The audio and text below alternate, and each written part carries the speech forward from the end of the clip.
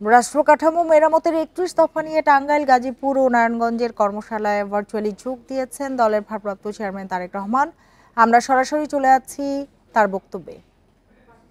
Slogan আপনাদের সামনে আমি দিয়েছিলাম। স্লোগানটি ছিল টেক ব্যাক বাংলাদেশ।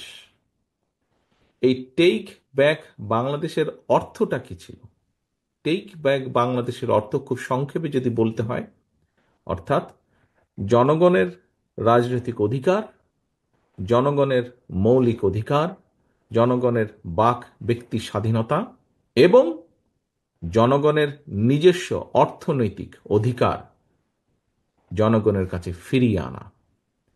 বাংলাদেশ, বাংলাদেশের পররাষ্ট্রনীতি, বাংলাদেশের অর্থনীতি, বাংলাদেশের সমাজ ব্যবস্থা, বাংলাদেশের রাজনীতি, বাংলাদেশের বিচার ব্যবস্থা, যাই বলি না কেন কি হবে সেটি বাংলাদেশের মানুষ সিদ্ধান্ত নেবে, বাংলাদেশের মানুষ সেটি ঠিক করবে।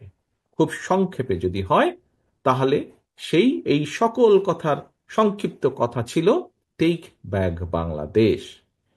টেক ব্যাক বাংলাদেশের প্রথম যেই অধ্যায়টা ছিল, অর্থাৎ স্বৈরাচারের পতন অথবা স্বৈরাচারের পলায়ন, এইটিতে সাফল্য অর্জন করা।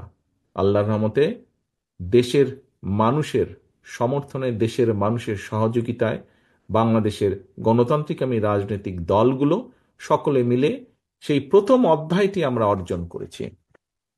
স্বৈরাচারের শুধু পতনই হয়নি, স্বৈরাচারের যে মাথা ছিল সে এই দেশ থেকে পালিয়ে যেতে বাধ্য হয়েছে।